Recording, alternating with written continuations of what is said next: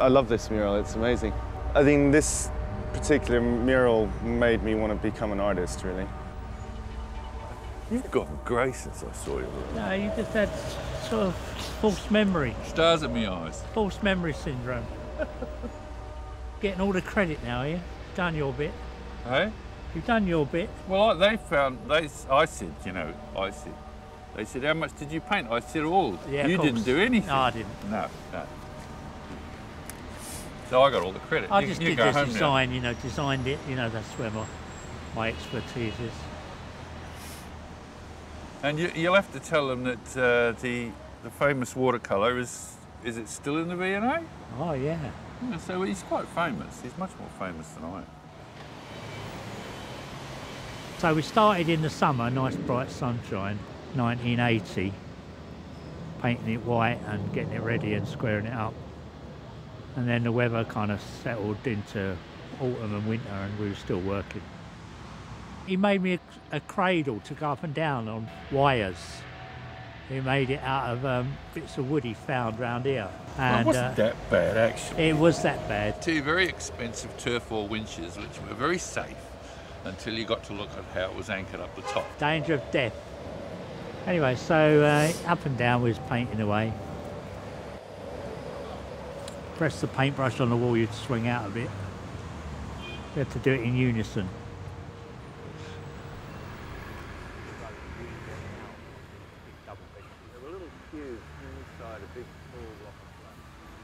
This was a piece of grass.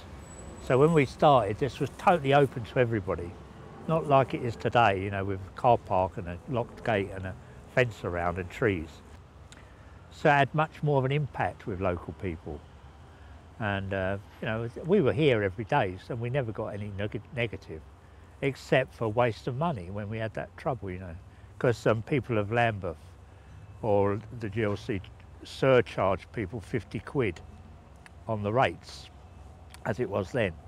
And so it was a symbol of waste of ratepayers' money.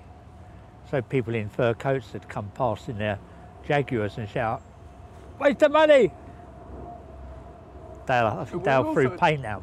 It was also a terrible time. The economics, Brixton was desolate. All of London was as ruined as anything. There were empty houses everywhere. And True, yeah. It was a terrible time.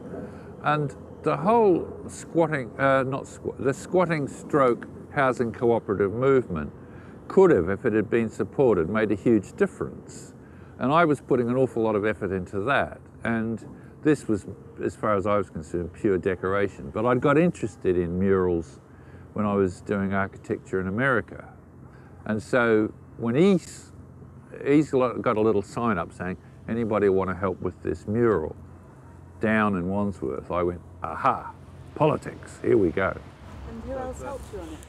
Well, people that Dale knew, Melanie, my colleague Christine Thomas, and a few people came in. Gordon Wilkinson. He And was the community artist of Lambeth, and he was doing his own mural around the corner. He was the one who was a waste of money, so I sent all the TV crews round to him. He was getting money, and we weren't. That's right. Of course, this mural was a pre-cruise missile. There were no pictures of cruise missiles anywhere. I couldn't find any. I knew they were coming to Greenham Common, but the only picture I had was woodcut out of The Guardian. So that's one of them. The one flying up between his legs was the Guardian one.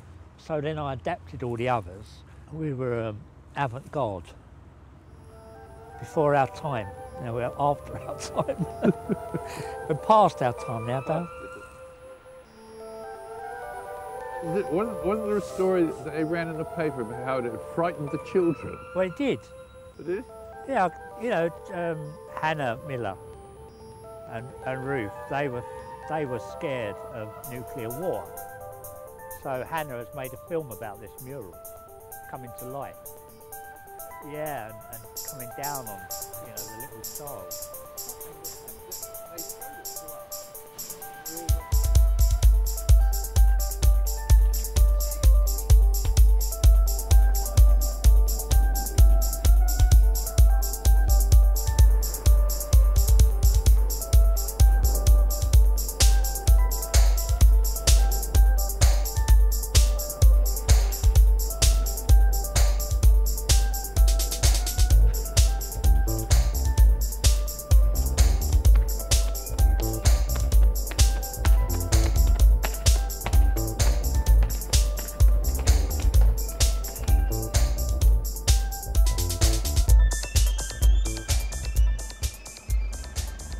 was quite an idealistic time in some ways. There were really large white letters in gloss paint all the way along this wall. The local resident association were thinking about a mural to hide them. Consulting people to begin with, looking into local history, and then talking to people who lived opposite. And there was one man in particular who said that what he'd like to see in front of his house was trees. I felt like I had some kind of responsibility to the people living opposite this mural, that we really had to take that into consideration. It's so long ago, and it seems like, it's almost a different person painting it then. It was certainly a different time when there was a huge sort of movement for painting murals on big space, big walls all over London, and it was quite an exciting time for that. There's our beautiful horse. It's a beautiful piece of painting. Nice artwork. Yeah. I wish they would redo it. Yeah. And make it more bright and lively. When you're walking past it here, you can't really see it at all. I can stay from my window and admire the mural. It wasn't really until I lived up there that I could see it all at once. So I used to admire the trees. Yeah. It's like being in the country. It's quite nice to look out of it from our top windows and see a beach in the middle of Mural Road.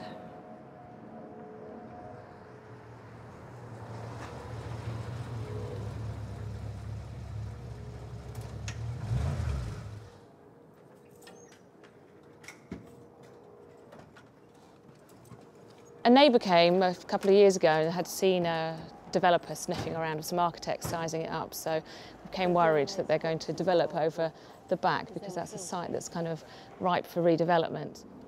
As I'm a planning lawyer, we decided I'd try and get this mural locally listed, but I decided to group the other ones in, so I contacted Ruth from the Mural Preservation Society, and we submitted a load of applications to Lambeth, got some councillors supporting us, and about 18 months later they eventually told us that they've listed it.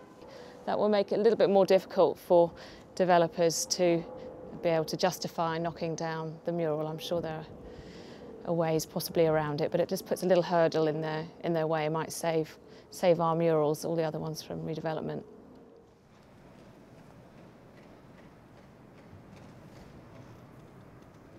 Well, that was just all brown, kind of blotchy leaf. Leaves, yes, isn't it? yeah. Have you got those pictures? Let's have a quick look.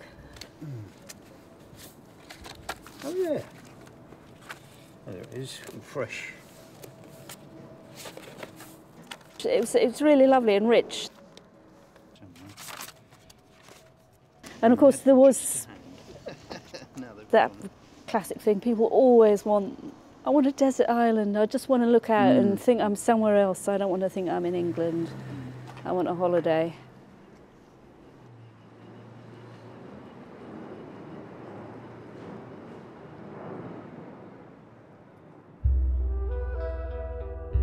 Come winter, come summer, you know, it's still there.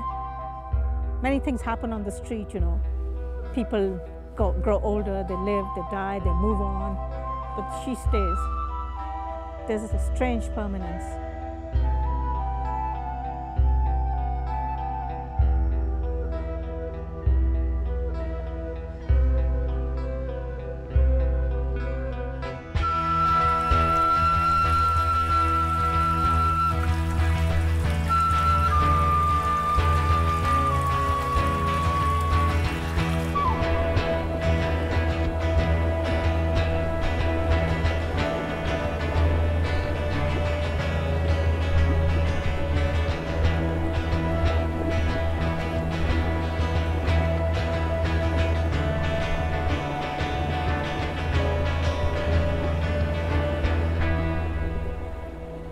It is a very special work.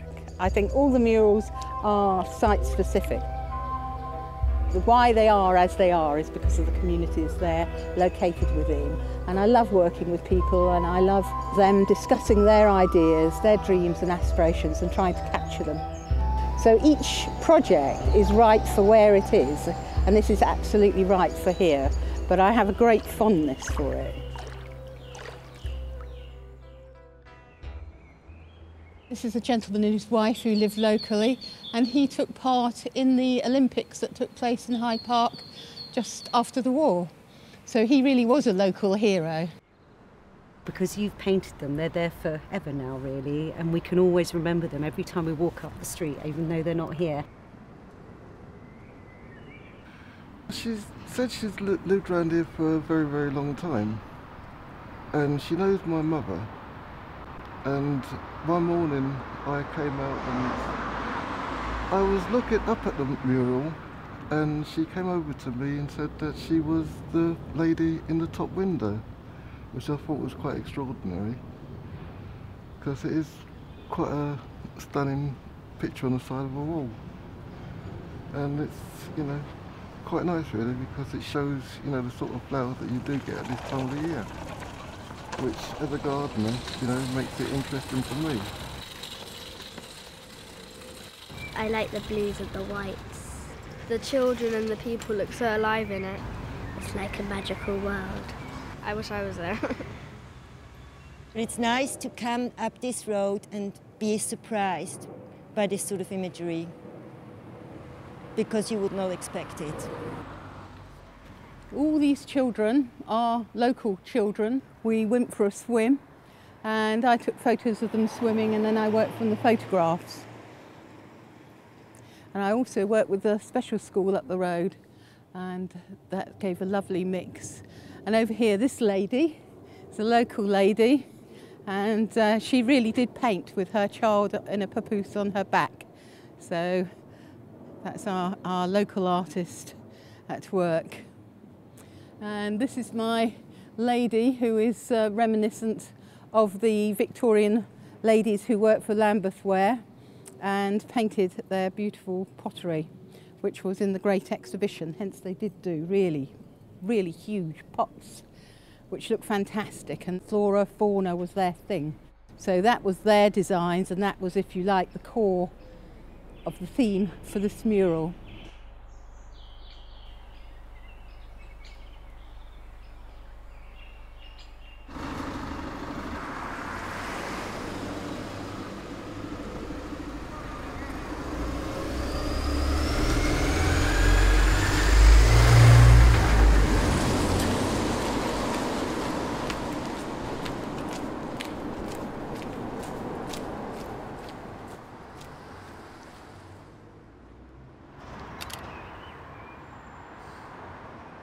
I'm filming you whilst you're filming me.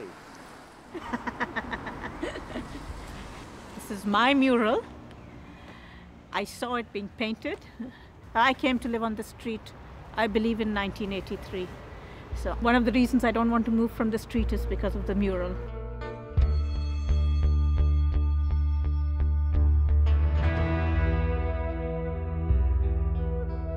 Artists need wall space. It's not just about living in an environment and that's it, go to work and come home.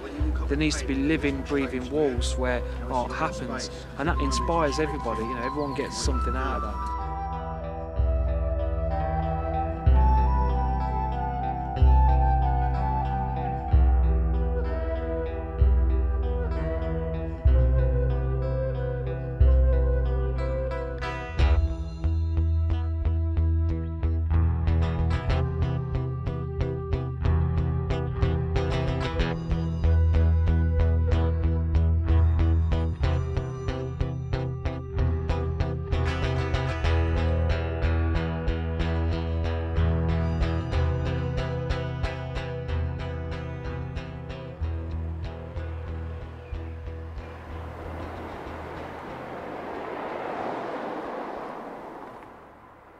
About 30 years ago, there were some artists here. I got interested and asked them what they're up to. So yeah, we got involved, and a few of my friends from around here also got involved in painting it.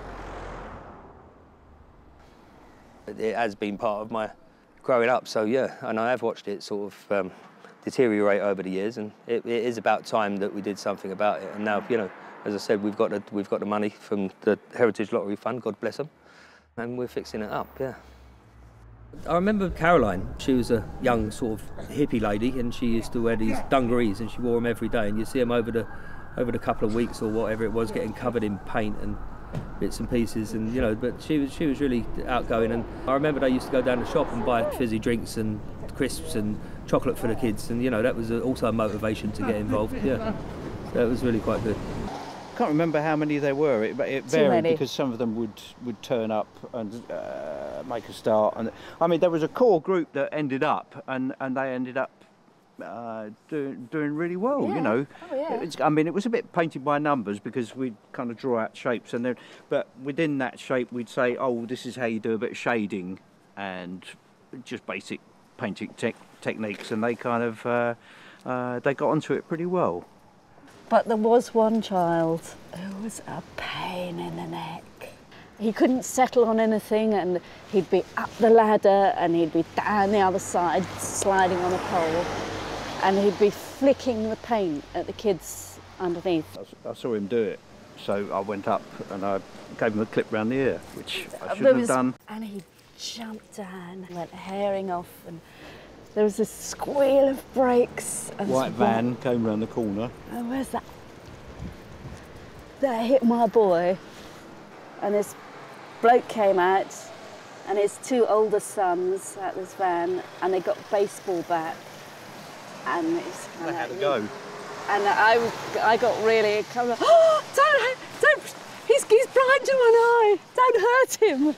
So then he picked up a 5 litre pot of white and went straight over the lot. We were keeping very stum about that because we wanted to say how wonderful it had been. We were supposed to have a dedicated youth worker at the start of the project.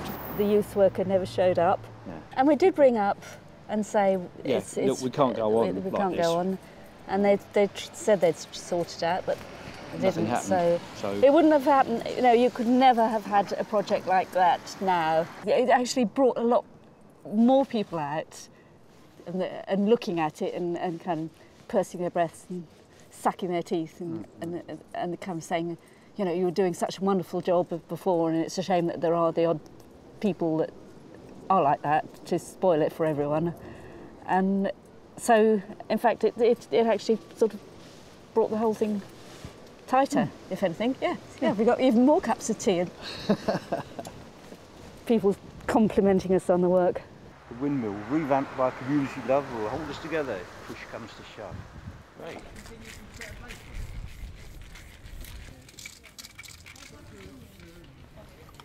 When you think about how long ago it was done originally, it was art on the wall. You know, you brought the art into the manor, and I think that was good. Part of our culture around here. See, I never thought that was going to happen. That I'd actually see the day that my daughter would be helping paint the next mural. From the early stages like this, when no one can see what it is and don't understand it, because we've got spray paint in their hands, they're thinking, oh, you're doing graffiti, it's going to look rubbish. And then they see it build up, and you start seeing the definition of characters and highlights and shadows. So it will all come together and look really good.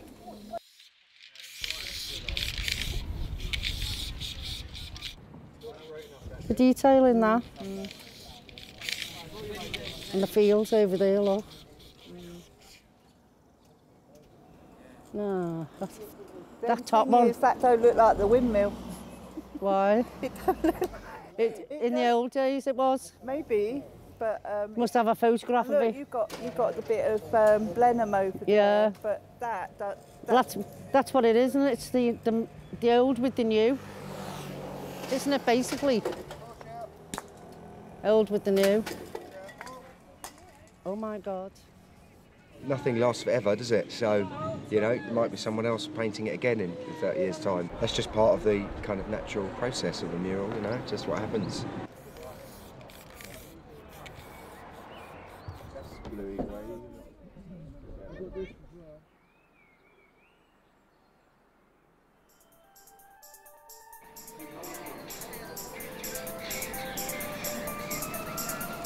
H.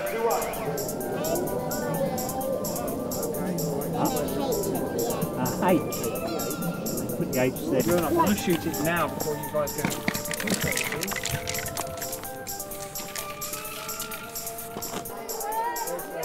Fantastic.